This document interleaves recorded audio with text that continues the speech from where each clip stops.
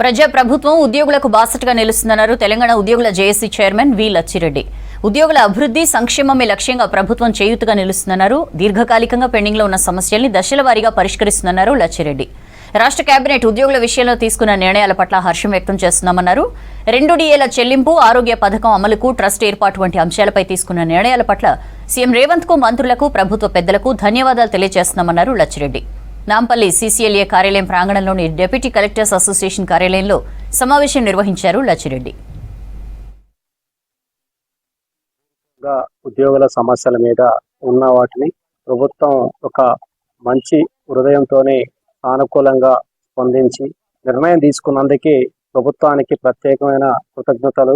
అదేవిధంగా గౌరవనీయులు ముఖ్యమంత్రి వర్యులకి మరియు సహచర మంత్రివర్యులందరికీ కూడా మా జేఏసీ తరఫున ప్రత్యేక ధన్యవాదాలు తెలియజేసుకుంటున్నాం. ఎందుకంటే 2 డిఏలతో పాటు దీర్ఘకాలికంగా ఉన్న ఉద్యోగుల సమస్యలని చర్చించి అన్ని సమస్యలని పరిష్కారం దిశగా ఒక నిర్ణయం తీసుకున్నందుకు, అదేవిధంగా ఎన్నో రోజుల నుంచి మనం విజ్ఞప్తులు చేస్తున్న సందర్భంలో ఎంప్లాయీస్ హెల్త్ స్కీమ్ అనేది ప్రభుత్వం నిర్ణయం తీసుకోవడం, ప్రభుత్వ ఉద్యోగులుగా మా కాంట్రిబ్యూషన్ ప్రభుత్వం కూడా తరపు నుంచి ఒక కాంట్రిబ్యూషన్ ఇవ్వటం అనేది చాలా రోజుల నుంచి అడుగుతున్న సందర్భంలో ఈ నిర్ణయం తీసుకోవడం కూడా మంచి నిర్ణయంగా భావించి మేము ఒకటే అనుకున్నాం.